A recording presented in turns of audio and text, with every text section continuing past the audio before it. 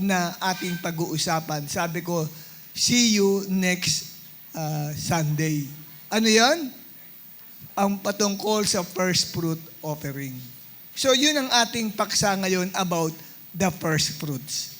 And probably, hindi familiar ang marami sa inyo about these first fruits. Pero ngayon ay let us allow the Holy Spirit na mangusap sa atin, maintindihan natin ang first fruits. Ayan. At dito sa pag-aaral natin about the first fruits, ay meron po na 3 uri ng first fruits na itinuturo sa Bible. Alam niyo, pag sinabing first fruits, unang mga bunga. So sa Bible ay meron pong 3 uri ng tinatawag na unang mga bunga. Ang una po ay tumatalakay sa bawat mananampalataya ng ating Panginoong Jesucristo. Ikaw at ako ay tinatawag sa Bible na first fruits. At saan naman natin makikita yan?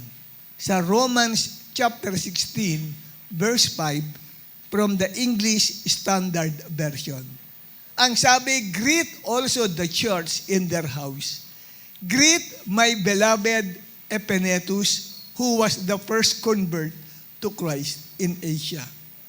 Yung salitang convert, pakita natin yung footnotes. Yun pong convert na yon sa Greek ay first fruit. First convert. Sino sa inyo na-convert kay Lord? Ibig sabihin, nakakilala sa Panginoon. Naligtas. So, meron daw po diyan sa church, no, sa Asia, na una daw po na nakakilala. Sino sa inyo sa pamilya ninyo, ikaw ang unang nakakilala sa Panginoon?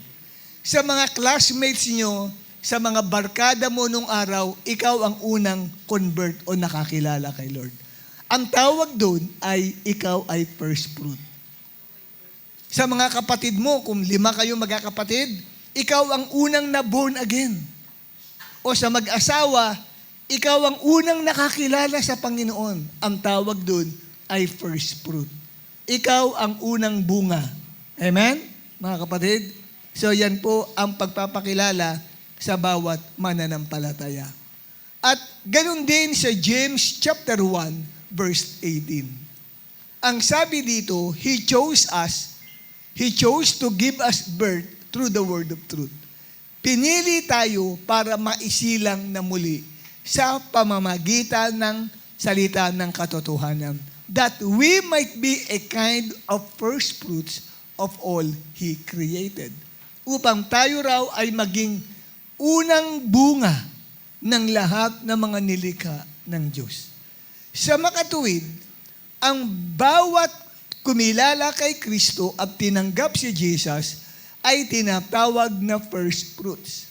Now, let us dig deeper about the meaning of first fruits. Pag sinabing first fruits, tignan natin ang wikang Hebreo dahil originally, ang Old Testament ay nasulat sa wikang Hebrew. Ang Hebrew word ng first fruits ay bikurim, meaning the first ripe or first grown fruits offered in thanks to God. Mga unang nahinog, no, na inani upang ihandog sa Diyos. Yun ang ibig sabihin ng first fruits po dito. So, kung titignan natin ang literal meaning ng first fruit, the literal meaning of first fruit is promise to come. Meron pong tinatawag na parating na katuparan ng pangako ng Diyos. Yun po ang literal meaning ng salitang bikurim. Okay? Promise to come. Sa Tagalog, may parating na katuparan ng pangako ng Diyos. At dito ay, kung ikaw ang unang na-born again sa pamilya niyo ng mga magkakapatid, una kang nakakilala kay Lord kaysa sa asawa mo, o sa mga pinsan mo, sa mga kamag-anak mo, o sa mga classmates mo, barkada mo, o office mates mo, ibig sabihin, may susunod na makakakilala din sa Panginoon. Susunod na po sila nakikilala kay Kristo. Yun ho ang kahulugan nitong promise to come. Okay? Kaya, sa bawat isa sa atin ay may taglay na pangako ng Diyos na tutuparin niya. May nakatatak sa ating espiritu na promise to come dahil tayo yung first fruit. Kaya sa family mo, ikaw ang unang bunga na inanin ni Lord. So kung ikaw ang unang bunga, ibig sabihin kasunod na makakakilala din ang pamilya mo. Ang kapatid mo, o pwede ang nanay mo, hanggang sa buong family mo, makasama mo na sa gawain sa Panginoon. Yan, kapatid. Palakpakan nga natin si Lord.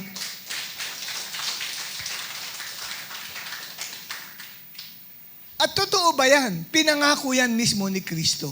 Acts chapter 16, verse 30 to 31. Ang sabi nung jailer, doon kay Pablo, anong dapat naming gawin? Ang sabi ni Pablo, believe on the Lord Jesus Christ and you will be saved and your household and your family. So pag ikaw ay nanampalataya, maliligtas ka. At kasama rin na ililigtas ng Diyos ang pamilya mo. Kaya, paano mangyayari yun? Kasi ganito yon. Pag may isang member ng pamilya na kumilala kay Jesus Christ o na born again, alam niyo po ba na yung buong family ay nagiging banal na rin sa Panginoon? Alam niyo po ba yun? Na isa lang sa member ng pamilya ang kumilala, ang buong pamilya ay kinikilalang nakatalaga na yan sa Panginoon. Saan natin mababasa yan? Book of Romans 11, verse 16. Ginamit ni Apostle Paul sa Book of Romans, ito pong first fruit. Una, ang context niya sa Romans 11 is about Israel. Ang sabi, if the part of the dough, o yung bread, offered as first fruits is holy, then the whole batch, ibig sabihin yung buong masa ng arena, ay banal din. If the root is holy, so are the branches. So, kung ang isang member ng pamilya ay nakakilala kay Lord, anak, o kapatid, o tatay mo, o nanay mo, isa lang muna ang nakakilala kay Lord. Ang buong family ay consecrated na rin kay Lord. Pag sinabing consecrated, obligado si Lord proteksyonan ang pamilya mo. Amen po ba? Obligado si Lord. Kasi pag sinabing consecrated, nakatalaga para kay Lord. Inaari ni Lord, akin yan. Kaya protected ang family mo. At dahil doon, makakakilala na rin sila sa Panginoon. Dahil ikaw ang unang bunga sa inyong pamilya. Huwag ka lang tatalikod. Huwag ka lang manlalamig. Amen? Basta ikaw ay magpatuloy kay Lord, yung family mo ay consecrated kay Lord. Dahil kung titignan nyo yung context ng Romans 11 verse 16, sino yung dough na binabanggit yun? If the part of the dough, sino yung mga bread na yun? Offered as first fruits is holy.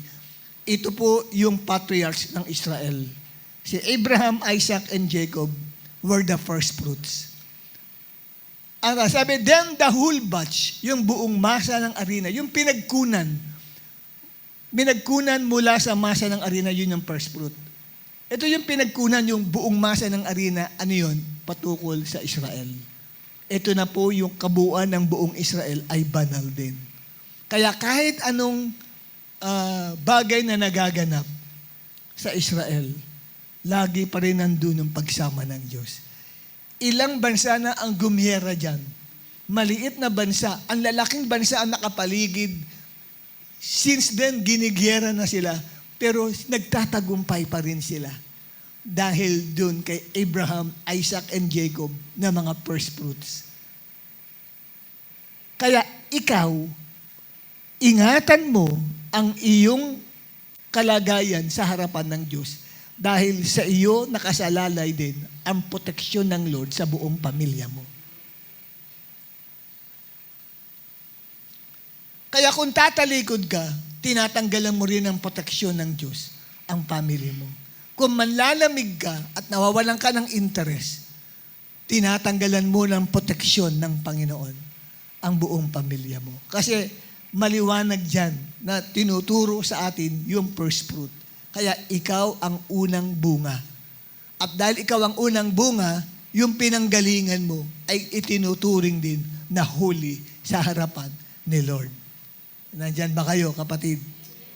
Ayun, salamat naman at nandyan ka pa. Kaya dito, pag sinabing first fruit, ibig sabihin, promise to come, may darating na great harvest. Kaya ikaw ang unang nakakilala, later on, paglipas ng maraming taon, nadala mo na si nanay mo. Tapos nadala mo na si tatay mo. At pagkalipas ng maraming taon, nadala mo na ang mga kapatid mo. Tapos hanggang sa yung pinsan mo, nariyan na, at hanggang sa sama-sama na kayong buong clan na nakakilala sa Panginoon. Amen? Alam nyo, sa pamilya namin, ang unang bunga sa pamilya namin ay ang nanay ko. Bata pa lang ako noon, kung ako nagkakamali, 3 to 4 years old. Kasi aalis sila ng ate ko, pupunta raw sa Bethel Temple. Yung United Bethel Temple dito sa Top Avenue, na ang tawag ngayon ay Cathedral of Praise. Yun po, dati United Bethel Temple. Yun. Ngayon, 1960s yun eh. Kung ako nagkakamali, 63 or 64. Na humahabol pa ako noon kasi aalis si nanay ko kasama yung ate ko, ate Edalyn ko noon. At pagkatapos noon, magkikwento si nanay ko na iwan niya yung kanyang wallet doon sa upuan niya, nag-altar call daw yung isang pastor. Nakalimutan ko na yung pangalan ng pastor na nagpapastor doon sa United Bethel Temple. Naiwan daw niya kasi pumunta siya sa harapan Sa dami ng mga tao, pero pagbalik niya, walang kumuha ng kanyang wallet na naiwan pa rin doon sa upuan niya. Sa dami ng tao, walang kumuha nun. No? Samantala nung bumalik siya, may mga nakaupo na hindi naman pumunta sa harapan. Yung bang parang, siyempre, iniisip ko kako, ba maganda yun Samantalang sa simbahan din, pag naiwan mo, wallet mo, lalo kung may laman yan, huwag ka nang umasa makikita mo ba yan. Di ba? Cellphone mo nga lang, maiwan mo Di ba? Minsan hinahanap mo na na wala na.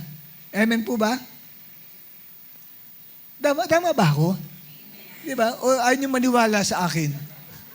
Na pwedeng, kapatid, na subukan mo nga, mag-iwan ng cellphone. Ewan ka lang kung mababalikan mo pa yan. Tingnan mo katabi mo kung katiwa-tiwala. Ganun po, kinikwento ng mother ko yon. Kaya lang, sa lipas ng mga panahon, ay hindi na nakapagpatuloy si mother sa paglilingkod kay Lord. Pero siya basa ng Bible. Pero bata pa kami, yung kinikwentuhan niya na kami, story about Abraham, hanggang dumako kay Jesus Christ sa mga disciples ni Lord. Pinapatulog kami, puro kwento siya ng Bible. Bata pa lang ako noon, na-inculcate na ni mother ko sa isip ko at puso ang patungkol sa Israel. Kaya sabi ko, paglaki ko, mamahalin ko ang bansang Israel. Hindi ko akalain na ako'y makakilala sa Panginoon.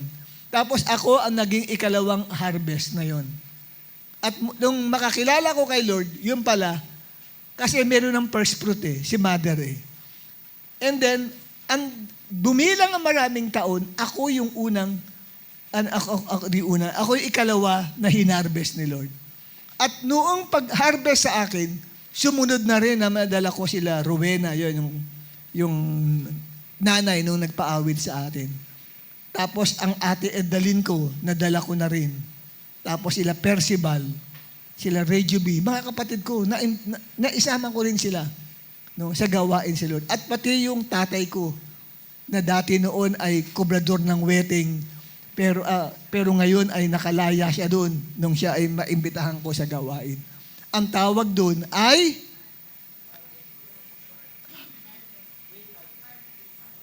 anong tawag doon?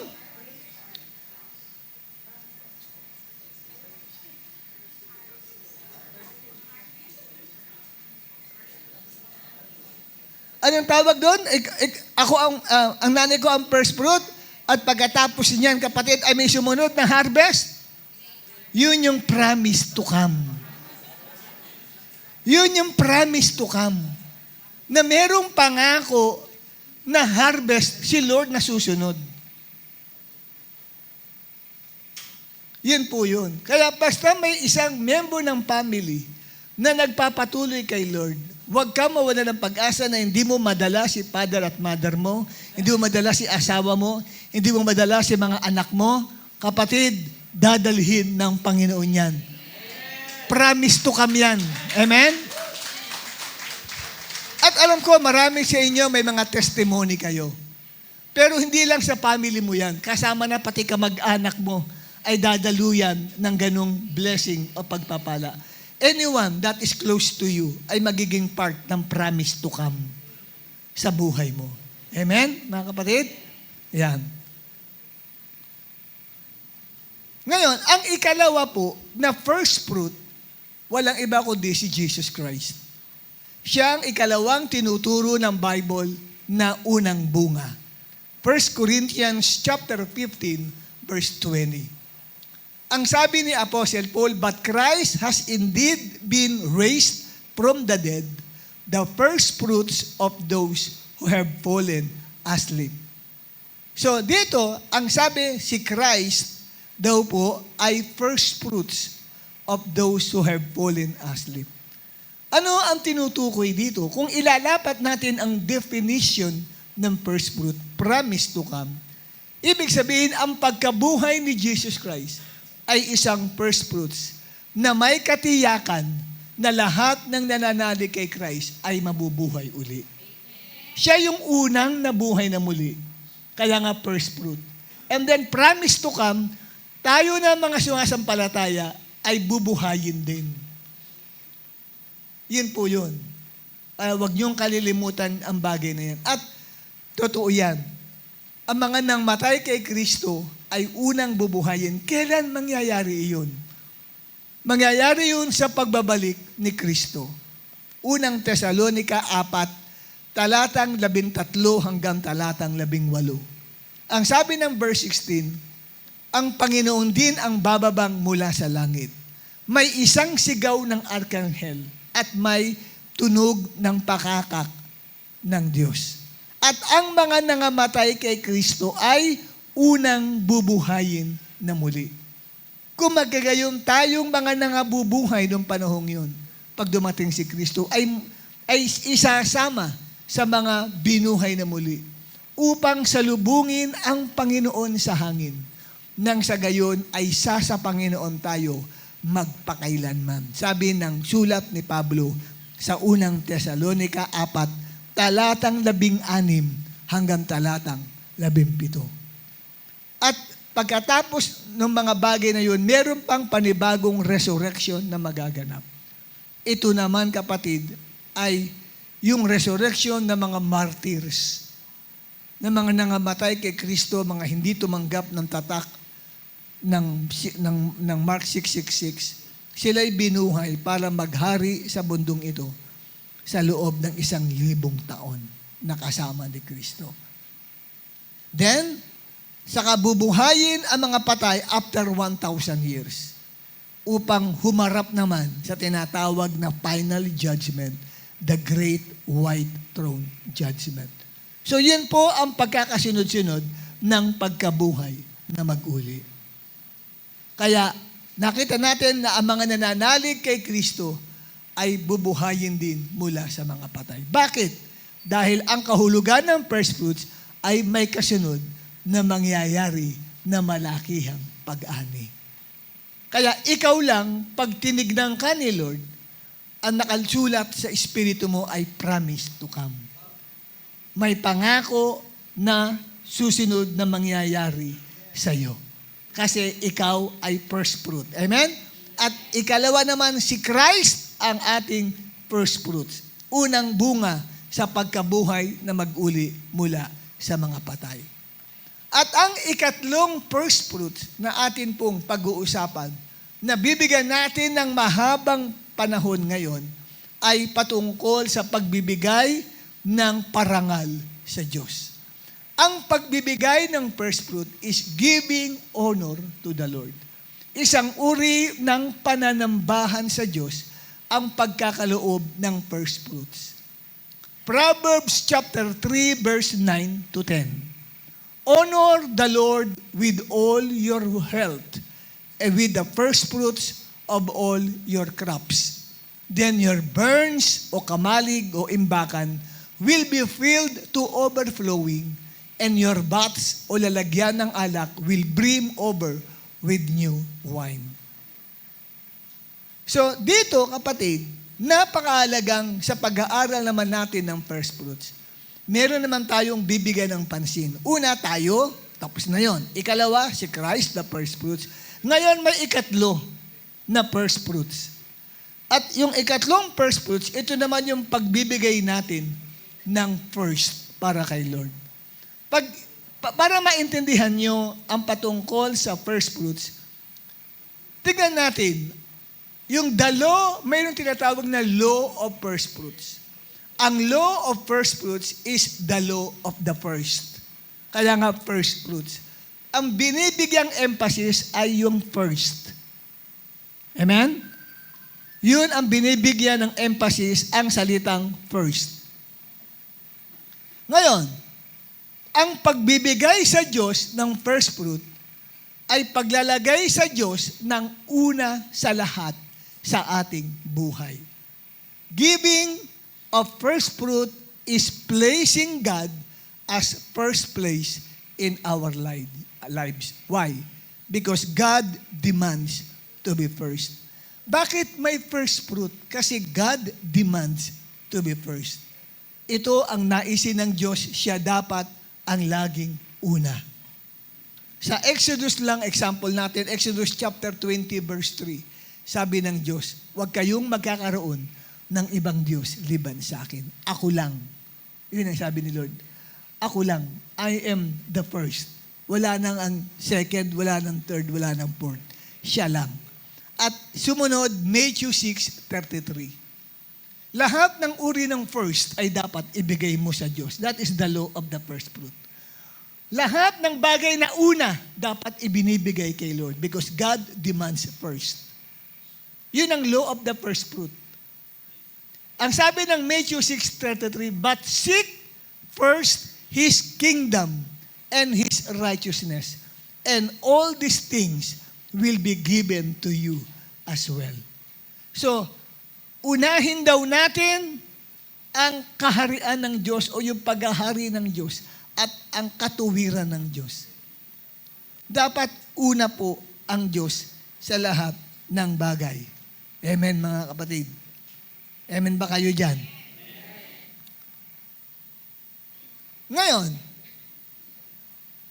para maunawaan nyo kung ano po kapatid ang bagay na ito, lahat ng first dapat ibinibigay kay Lord. Kaya ang example nito, ano ang first day of the week? Ano ang unang araw ng isang linggo? Sunday, not Monday. Sunday is the first day. Ano ang seventh day? Saturday. Kung ang Sunday ang first day, yun ang first fruit of the day. At lahat ng first dapat inihandog kay Lord. Kaya tayo nandito tuwing Sunday because we are giving God our first fruit of the day. Yung unang bunga ng unang araw ay inihandog natin kay Lord because God demands first. Amen? So dapat pagdating ng linggo, hindi nasa mall ka, hindi nasa trabaho ka, hindi nasa school ka, o hindi nasa bahay ka. kundi dapat nasa church ka pag-araw ng linggo. Why? Kasi yun yung first fruit of the day na kailangan mong ibigay kay Lord. Kaya nag-first fruit ka pag ikaw ay pumupunta sa church every Sunday. Ano binibigay mong first fruit? The first fruit of the day. Amen? Naunawan niyo po ako? The first fruit of the day. Kasi, first fruit of the week pala. Hindi the day. First fruit of the week. Dahil ang unang-unang araw, sa 7 araw ay linggo. And God demands first. That is the law of the first fruit. The law of the first. At ikalawa, unang paggising mo. Sino sa inyo rito nagigising? Sino hindi na nagising dito? Okay? Sa unang paggising mo pa lang, ibigay mo na kay Lord yung first hours ng magising ka. After you awake. No? Bakit? Kasi yun yung first fruit hour to the Lord. Paggising mo, pagmulat ng iyong mata, wag agad ang hahanapin mo, kapatid, ay coffee. Wag yun. Pagmulat ng iyong mata, hanapin mo agad ang Bible at mag-pray ka kay Lord. Magbigay ka ng thanksgiving, Lord, salamat sa bagong buhay na binigay mo. Inilayo mo kami sa sunog, sa lindol, sa trahedya, sa epidemya, sa salot, sa sakit, at sa karamdaman. Salamat sa bagong kalakasan. Bakit ka nagugugol ng ganun? Sa unang oras ng paggising mo. Kasi inihandog mo kay Lord ang iyong first fruit hour to the Lord. First fruit yun, unang bunga yun, kapatid. Dapat mo ginagawa yun. Hindi paggising mo, wala ng prayer, at wala ng Bible reading. Dapat meron kang Bible reading. May personal kang Bible. Nababasa ka ng Biblia. Ano ang text message ni Lord sa'yo? Kadalasan tayo paggising, hinahanap agad ay ang cellphone. Titignan kung may text message mula sa kanino mang tao. Dapat ang unahin mo muna yung text message galing kay Lord, hindi text message galing sa tao. Amen po ba? Wag agad cellphone ang hahanapin mo pag dilit ang mata, cellphone, nasaan ka? Katabi lang ang cellphone. Titignan agad kung may message sa kanya doon. Huwag ganun. Dapat hanapin mo ang Bible. Kaya ang Bible dapat nasa tabi mo o kaya nasa kama mo, ang Biblia. Kasi pag gising mo sa umaga, siyempre magpipray ka muna ng Thanksgiving, tapos mamaya magbabasa ka na ng Bible. Pag may nagtanong sa iyo, ba't mo ginagawa yan? First fruit ko yan kay Lord. Kaya bulungan mo ang katabi mong kapatid, nakukonbikta ka na ba? At sumunod, kapatid, unang bagay na gagawin mo bago ka kumain ng agahan, tanghalian at hapunan is to pray for thanksgiving to God. Because that is your first fruit offering prayer kay God bago ka kumain. Hindi yung nandyan ang pagkainan, dukwang agad at subo agad. Wala ng prayer of thanksgiving. Pag kinarabit ka ng anak mo, Ma, Pa, bakit kailangan mag-pray muna tayo bago kumain? Yun ang ating first fruit of prayer before we eat. Turo mo sa anak mo ang ibig sabihin ng law of the first. Yung law of first fruit is the law of the first. Yan ang batas ng una. At ang Diyos ay nagdidemand na unahin siya. Amen? At next, kapatid, unang hakbang na gagawin mo, bago ka umalis ng bahay, bago ka pumasok sa trabaho, bago ka pumasok sa school, bago ka lalabas ng bahay, ay pray for God's protection. Wag na wag kang lalabas ng bahay na hindi ka nagpipray for God's protection. Bakit? Yun ang first fruit offering mo kay Lord bago ka umalis. Ilan sa inyo bago umalis ng bahay, nag-pray muna kay Lord? Di ba, Lord, ingatan mo po ako o kami sa aming paglabas sa tahanang ito. Makarating kami safe and sound sa aming pupuntahan sa church. At makabalik din po kami safe and sound. In Jesus' name, amen. Nakita ni Lord, nagpe-first fruit siya sa akin. First fruit yun eh.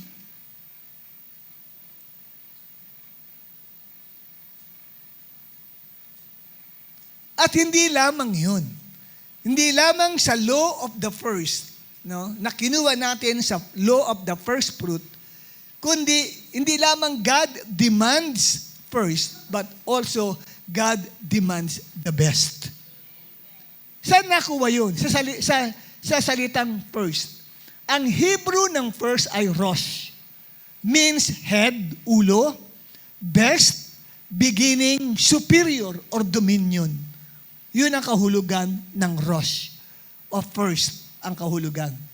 So, ang first fruit offering na pagbibigay para kay Lord, ibinibigay mo yung pinaka-best mo para kay God. Yung higit, yung nakakahigit siya sa quality na ibinibigay mo kay Lord. Amen? Katulad ng pagbibigay ni Abraham ng kanyang first fruit offering kay Daddy God. So Genesis chapter 22 nyo mababasa yan. Nakalagay, Abraham offered his precious first fruit offering. Si Isaac yun, yung kanyang first fruit offering. Hiningi sa kanya ng Diyos, ihandog mo sa akin ang kaisa-isa mong anak at ialay mo siya sa akin bilang handog na susunugin. Ngayon, ang ginawa ni Abraham, siya ay sumunod. Maaga pa lamang ay gumising na siya. At niready niya na ang kanyang mga gagamitin para ialay o ihandog si Isaac. Ngunit ang mapupunan ninyo sa Genesis chapter 22 ay sinabi ng Diyos, offer to me your son whom you love. Ginamit yung salitang ang anak mo na iyong minamahal. Ang pag-o-offer ng first fruit, hindi po ito pag-o-offer ng walang kwenta sa buhay natin. Hindi ito pagbibigay sa Diyos ng hindi mahalaga sa iyo. Kundi ang ibibigay mo na first fruit offering para kay Lord ay yung first fruit na importante, very precious sa buhay mo. Katulad ng ginawa ni Abraham. Sabi nga ng Genesis 22 na atin pong sinabi sa inyo at basahin ko lang sandali. Ang sabi sa kanya, take your son, your only son Isaac, whom you love, and go to the land of Moriah and offer him there as a burnt offering on one of the mountains of which I shall tell you.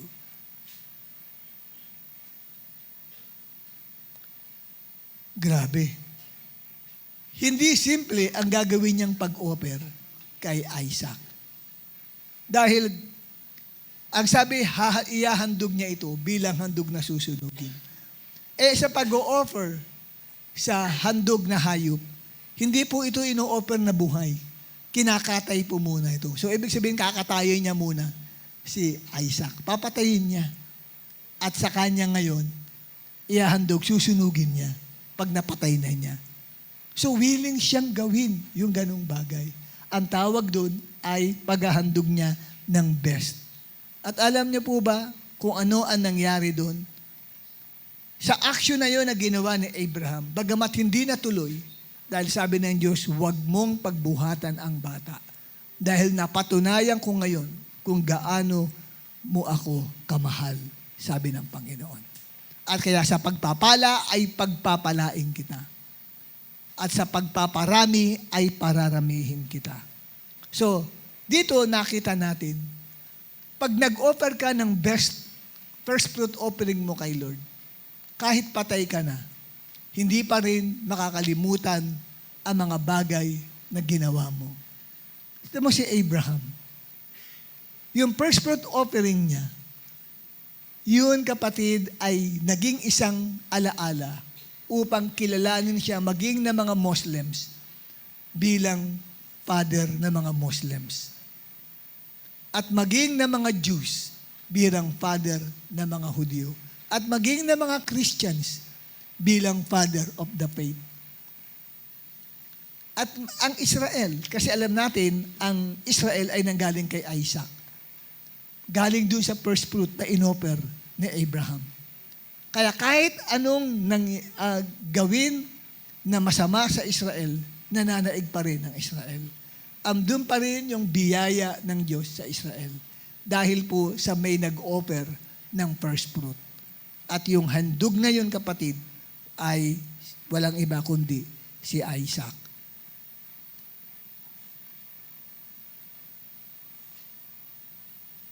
Ngayon, ano pa ba ang first fruit? Next natin na slide, ang first fruit offering ay isa ring handog ng parangal sa Diyos sa pamamagitan ng una mong inani o kinita. Dako na po tayo, kapatid, sa pagbibigay ng first fruit offering in terms of financial or material thing. Sa Book of Nehemiah, Aklat ng Nehemiah, Kabanata 10, talatang 35. Mababasa nyo dyan na kung saan ay sinabi, we also assume responsibility for bringing to the house of the Lord each year the first fruits of our crops and of every fruit tree. Practice sa Israel ang pagbibigay ng first fruit offering. At yung first fruit, ang sabi, ito ay isang obligasyon ng bawat sumasampalataya sa ating Panginoon. Ang sabi, we also assume responsibility. So, ibig sabihin, kanila pong tinatanggap ang isang tungkulin na kailangan nilang ibigay ang kanilang first fruit offering kay Lord. At saan dadalhin ang first fruit offering? Sa tahanan ng Diyos, sa church. Ibinibigay ang first fruit offering. At kailan ito ibinibigay? Ang sabi, each year dapat ay meron kang binibigay na first fruits. At saan magbumula ang first fruit? Sa crops and of every fruit tree. Bakit? Dahil during that time, ang livelihood ng mga tao is agricultural. No? Ngayon, tayo sa Maynila, hindi agricultural, industrial tayo rito. Kaya, i-apply din natin sa industrial yung pamamaraan ng pagbibigay ng first fruit sa Panginoon. Ang first fruit offering ay iba kaysa sa tithes. Ang tithes ay may designated percentage. Ito ay 10% ng lahat ng iyong mga kinita. Pero ang first fruit offering ay wala pong designated percentage. At wala rin designated amount. Ano ang pagkakaiba ng first fruit sa free will offering? Ang free will offering, ito, kapatid, ay wala rin designated amount at wala rin pong designated percentage. Out of the abundance of the heart ito. Anong pinag-iba ng free will sa first fruit? Ang first fruit, meron siyang purpose kung bakit ka magbibigay. Ang free will, anytime, you can give to the Lord yung free will offering mo. Pero ang first fruit, kailangan may dahilan. Una, kung ikaw ay nakatanggap ng unang-una mong trabaho at sumahod ka, unang-unang lumapag sa kamay mo yung sahod na yun na tinanggap mo ay hindi mo aariing iyo. Ito ay first fruit offering mo, ibibigay mo sa gawain sa Panginoon. Wala kang ititira sa iyo. Ibibigay mo yung unang sahod mo na tinanggap. Ang tawag doon ay first fruit offering. Dahil ang first fruit, mahalaga yan. Hindi yan first fruit lang na, ay nag-first fruit ako pero nasaktan ka ba?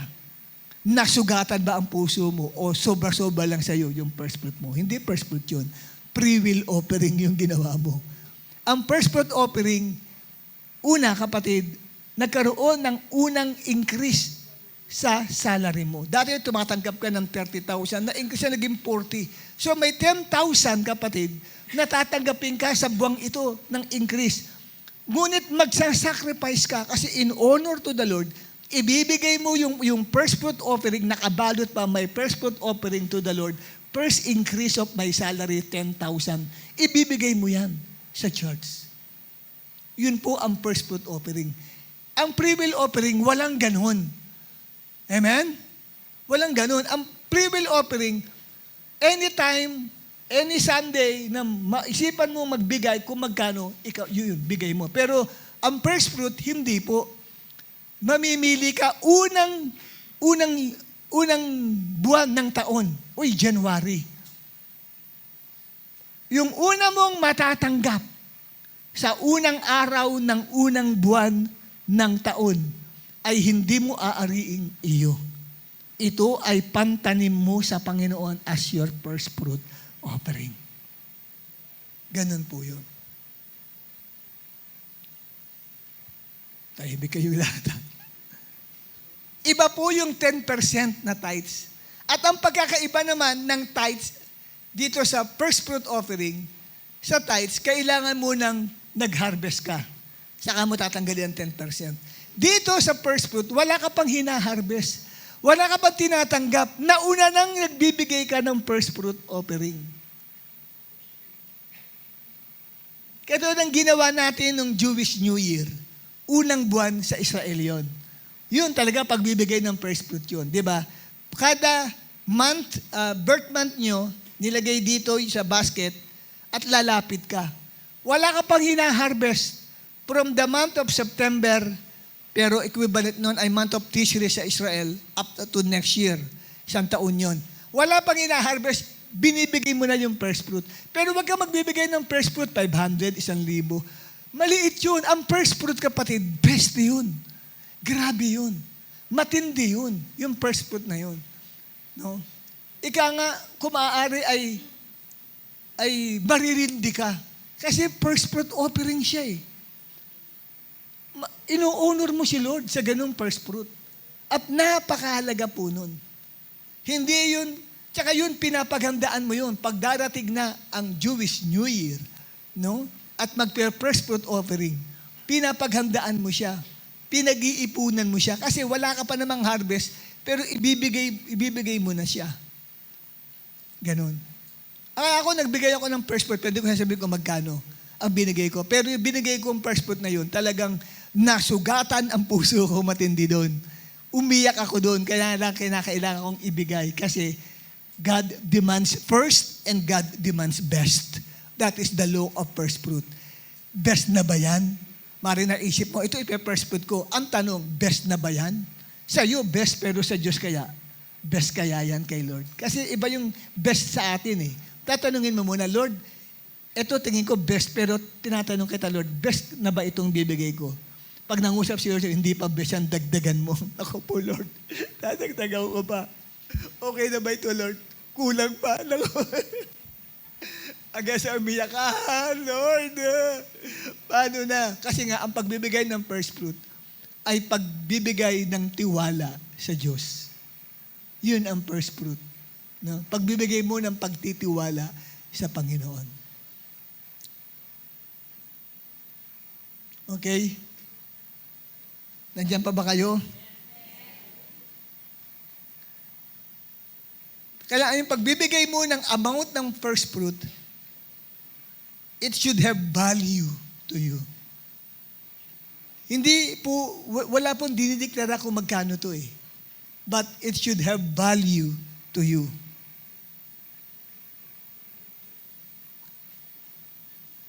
Wag mo lang gagawin, unang-unang buwan ng January, may nagbibigay sa iyo ng pera. Wag mo na tanggapin, sa February mo na natanggap.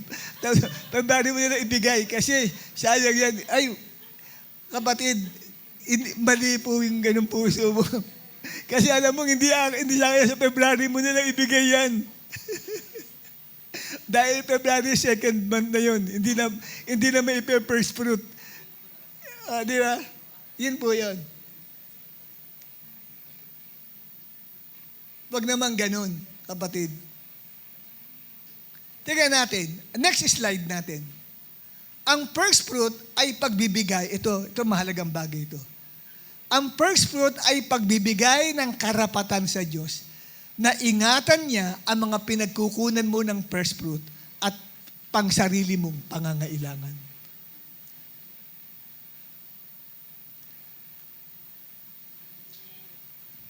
Nalaman ko sa marami mga pastor during time ng pandemic noong 2020 and 2021. Grabe. Umuulan ng pangangaral about first fruit sa mga churches.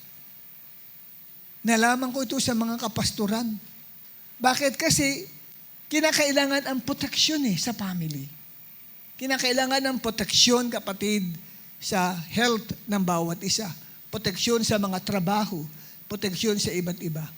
Kaya nalaman ko ang daming mga Christians nag-rejoice dahil nga sa first fruit offering nila, pinoteksyonan ni Lord during time ng pandemic ang kanilang trabaho. Walang sino man sa mga nag-first fruit offering ang nawalan ng trabaho, ang nangamatayan ng mga mahal nila sa buhay because of the first fruit. Kasi, pag ikaw pala ay nagbigay ng first fruit offering, binibigyan mo ng karapatan si Daddy God na ingatan ang mga pinagkukunan mo ng kabuhayan mo.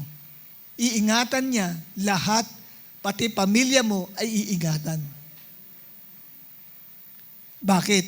Dahil yung principle na pag nagbigay ka ng first fruit, yung naiwan ay nagiging banal din kay Lord.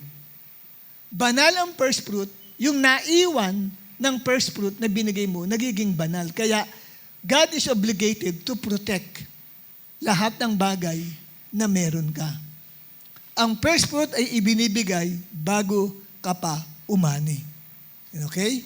Hindi ka pa umaani, nagbibigay ka na ng first fruit offering mo. Kasi ang first fruit ay bahagi ng kabuuan yan na aanihin mo. Kaya, protected ni Lord lahat ng aspeto ng buhay mo. Di ba tayo, minsan, naaakay na, Pastor, padedicate ko yung motor ko, padedicate ko yung bahay ko, padedicate ko yung kotse ko. Bakit natin pinapadedicate kay Lord? Gusto natin maproteksyonan ng Panginoon. Pero nakita ko sa aking pag-aaral about the law of first fruits, hindi pala sapat na ipinagpipray lang yan ng pastor. May bago kang gawang bahay. Sige, pastor, i-dedicate natin sa Lord ang bahay na ito. Siyempre, papahiran ng langis yan. Siyempre, magdideklara ng blood ni Jesus Christ para sa protection. Pero kulang yun. Kailangan, yung taong nagpapadedicate, meron siyang first fruit offering ibibigay sa church. Dahil ang magpo-protect ng kanyang property ay hindi lang yung prayer ng pastor, kundi yung kanyang first fruit offering. Kasi pag nagbigay siya ng kanyang first fruit offering, na for protection nagiging consecrated, pati yung tahanan niya, pati yung negosyo niya, pati mga anak niya, lahat yun ay protected ni Lord because of the first fruit offering.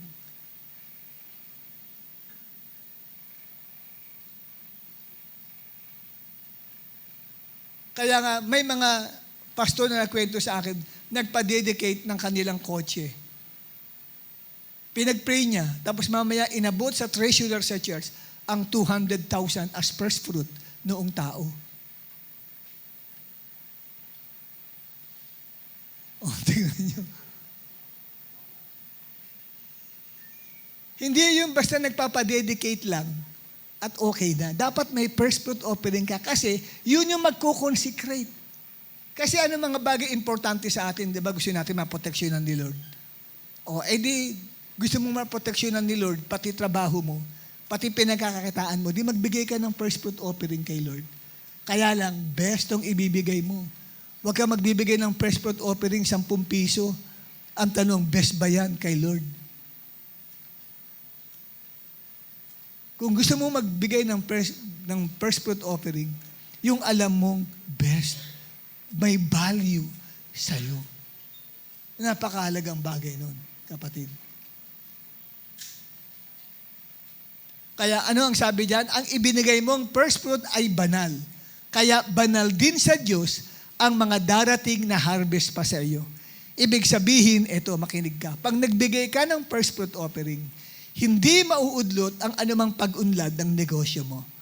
Ang pag-increase ng salary mo, ang pagkakaroon mo ng iba pang pagkakakitaan, walang pwedeng humadlang. Bakit? Dahil protektado ng Diyos sa pamagitan ng pagbibigay mo ng first fruit offering.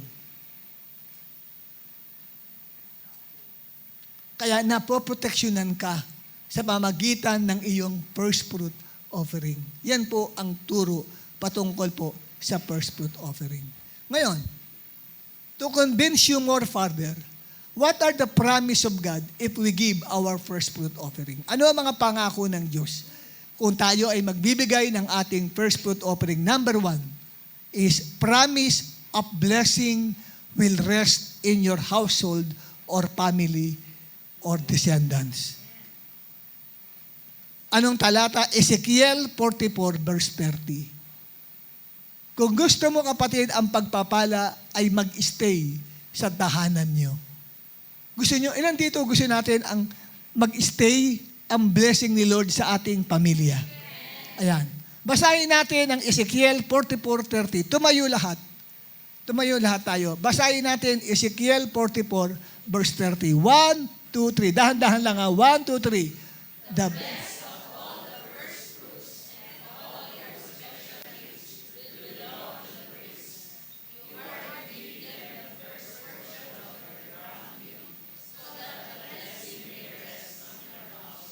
Amen.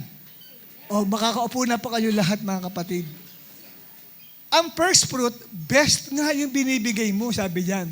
The best of all the first fruits and all of their special gifts belong to the priest. So, ibig sabihin, binibigay yan sa simbahan. Amen, mga kapatid? Ngayon, anong pangako ng Diyos? So that a blessing may rest. Yung salitang rest, hindi temporary yun. Hindi dadaan lang. Amen? Ang pagpapala ng Diyos, hindi lang dadaan sa pamilya mo. Mananatili yung blessing ni Lord sa family mo. Pangako ni Lord yan. Yung first fruit na yan. Kaya yan po, during time ng pandemic, yan ang pinanghawakan ng maraming born-again Christians nang sila ay nagbigay ng first fruit. Kaya walang naapektuhan doon sa mga nagpapatotoo na yun. Grabe po ang mga testimony ng maraming pastor na nakakwentuhan ko sa isang meeting. Ang sabi nila, grabe, lalong pinayaman ang mga miyembro namin during time ng pandemic. Natuto silang mag-first fruit. Kaya during time ng pandemic, ang daming natayong negosyo through online. At ang daming yumaman ng mga born-again Christians sa online business nila nung pandemic. Kasi ang inaano nila yung first fruit. Yung pamilya nila sumagana. Kasi nangako si Lord, a blessing may rest on your household. Ngayon, hindi lamang po pala sa pamilya yan. Kasama na yung generation ng family mo. Yung susunod na saning lahi mula sa iyo ay pagpapalain din ng Panginoon. Dahil sa first fruit. Aside pa sa tithes yan, ha? Ang first fruit ay hindi 10%. Hindi, iba yun. Iba yung tithes na yun. Ang tithes binibigay after your harvest. After mo matanggap yung sahod mo, magta-tithes ka. Pero yung first fruit, wala ka pang sahod na dumating. Ina-advance mo na. Yun po yung first fruit, kaya nga unang bunga ng ani. Nagbibigay ka na. No? Ganun po.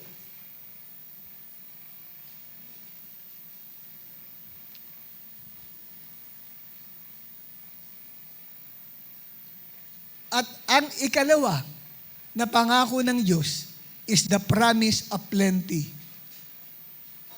Pangako ng kasaganaan. Proverbs 3 verse 9 to 10. Honor the Lord with your wealth, with the first fruits of all your crops. Then your barns, kamalig po yun. Parang warehouse. Parang ang minimensayan nito yung mga negosyante, yung Proverbs 3 verse 9. Kasi, sabi, yung barns kasi kamalig Warehouse yun. Amen? Will be filled to overflowing. and your vats, ito po yung silidan ng inuming alak, will brim over with new wine. Noong panahong yan, ang alak ay isang mahalagang commodity. Commodity po yan nung araw, produkto po yan nung araw, na kung saan pagka marami kanyan, sagana ang buhay nyo. Okay? So, promise of plenty. Hindi ka pagkukulangin kung ikaw ay tapat sa iyong pagpe-first fruit. Pero nasa iyo, kung hindi mo mahal ang pamilya mo, gusto yung magkalugi-lugi, gusto maghirap ang pamilya mo, huwag ka magbigay ng first fruit. Nag-tithes ka na lang. At least ikaw lang yun. Pero yung family mo, hindi kasama. Mahal ba mga anak mo? Kung gusto mong kasiguruduhan ng kinabukasan ng anak mo, mag-first fruit ka. Ezekiel 44 verse 30. Pero kung hindi mo mahal ang anak mo, sarili mo lang ang minamahal mo, di mag-tithes ka. Kasi ang first fruit, pinangako para sa blessing sa buong pamilya. Hallelujah. Tapos ito pang pangako, promise of plenty. Ngayon, gusto mo kapatid na ikaw ay makilala at maparangalan. Makilala ka sa community ninyo. Grabe, dati mahirap lang ang buhay niya. Ngayon, bilyonaryo na yung si sister, si brother. Ikatlo kapatid is what? The promise of promotion. Promotion, pag-unlad. Deuteronomy chapter 26, verses 18 to 19. Pag binasa ninyo yung buong Deuteronomy, tinuturo dyan ang pagbibigay ng tithes and first fruit offering. Yung buong book of Deuteronomy chapter 26. Tithes, giving of tithes and first fruit offering. Anong sabi? And the Lord has declared this day that you are His people, His treasured possession, as He promised, and that you are to keep all His commands. Verse 19, He has declared that He will set you in praise, fame, and honor, have high above all the nations. Wow, grabe. Hallelujah. Amen? And that you will be a people holy to the Lord your God, as He promised. Yan po pangako ng Panginoon. Faithful ka na sa tithes, faithful ka pa sa first fruit mo, kapatid. Anong sabi ng Bible?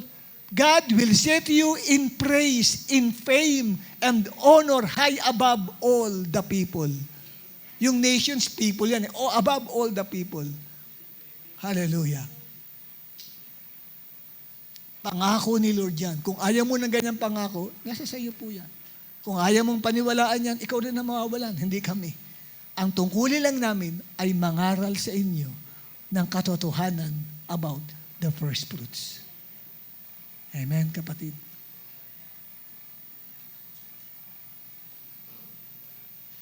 Dati noon, may isang kapatiran Hindi niya alam first fruit yung ibinigay niya.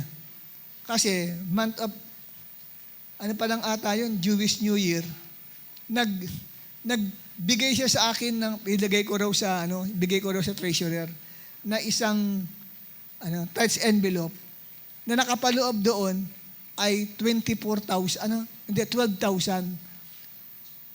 In advance na niya yung kanyang ibibigay kay Lord. Ibig sabihin, kada buwan, tagba 1,000. Hindi pa siya for the year, 2017 ata yun, o 2016. 2016, para pang 2017 niya, ibinigay niya na agad yung 12,000 na parang offering niya. Pero hindi niya alam na yun ay first fruit niya na yun.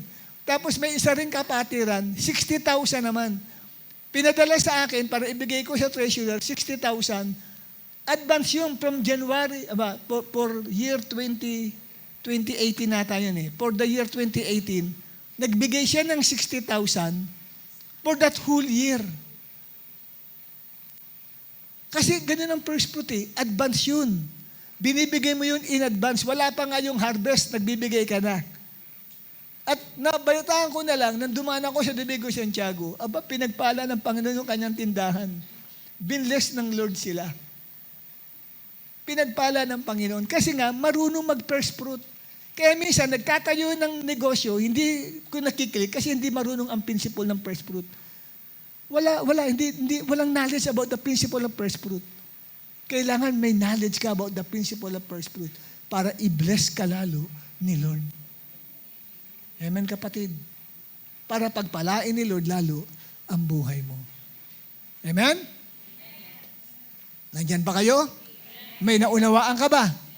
May naintindihan ka ba? Sige, mag-grouping lang kayo nang kumuha ka ng mga 3 o 4 na katabi mo, tapos mag-discuss kayo. Ano ang take-away mo? Ano ang natutunan mo patungkol sa first fruit? Mga 5 minuto lang ito. Sige po. Diyan mismo, sa ninyo, mag-circle kayo. Sabihin, pabilog kayo. Kumuha kayo ng kasama ninyo. Sige, pag-usapan ninyo, ano ang natutunan natin patungkol sa first fruit offering. Sa first fruit. Lahat yan. Lahat ng buong paksa na yan.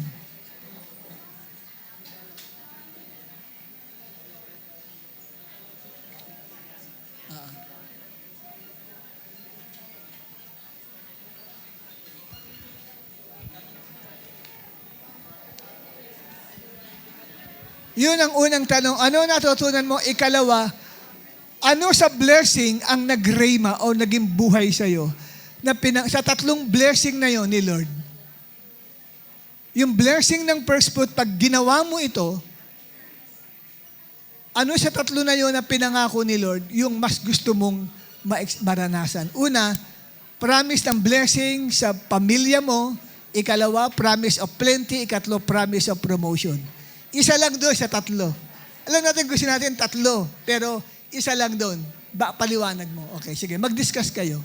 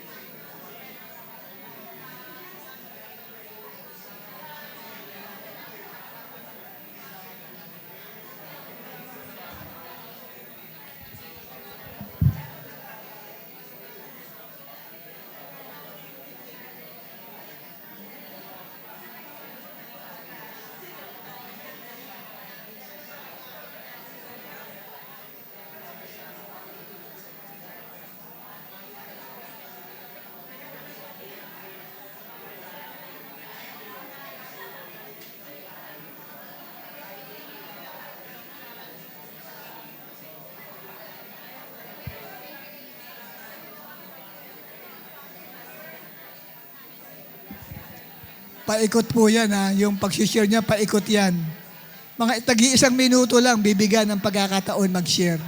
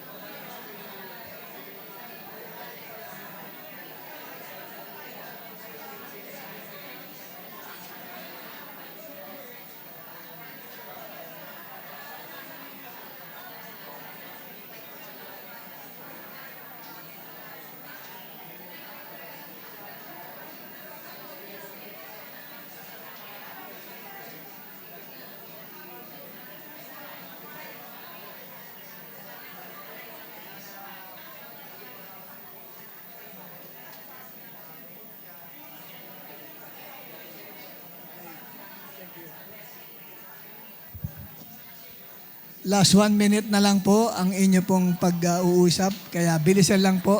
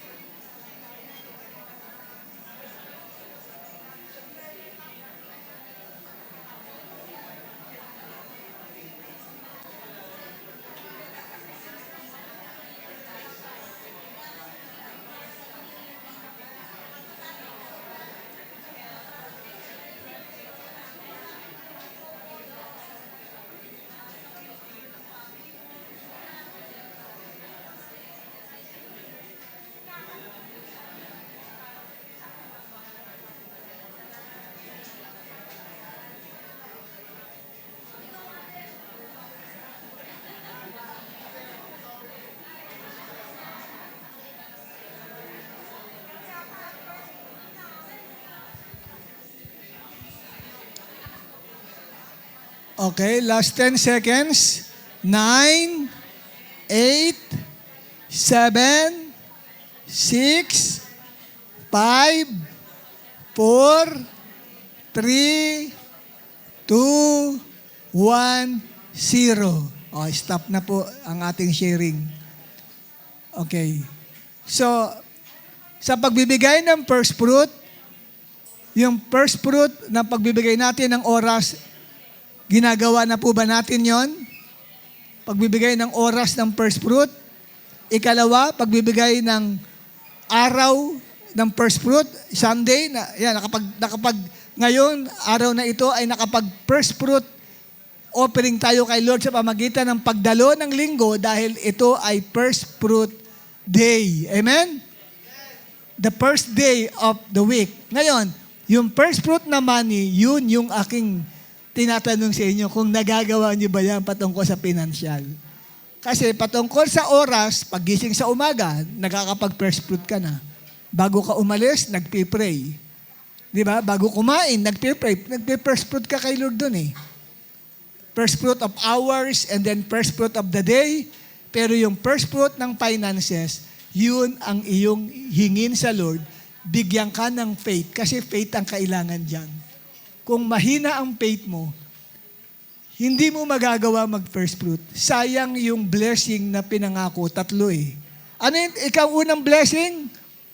Pag ginawa natin, blessing to our, blessing will rest on our household. Take note of the word rest. Magi-stay, hindi dadaan lang. May mga kasing blessing dumadaan lang sa pamilya natin, tapos nawawala rin. Pero pag sinabing rest, nag-i-stay. Umi-standby siya. Nananatili siya na pagpapala. Kung tapat ka sa first fruit. Ikalawa, plenty of promise of plenty. At ikatlo, promise of promotion. Hallelujah. Yun po, pangako yan ng Panginoon sa atin. Nasa Bible yan, tapat ang Diyos. Kaya nga promise to come ang ibig sabihin ng first fruit. Promise to come. Yung kanyang pangako ay tutuparin niya sa iyo kung gagawin mo ang first fruit. Okay, sige. Tayong lahat ay tumayo at kilalanin natin ang atin pong VIP na nag-iisa, si Sam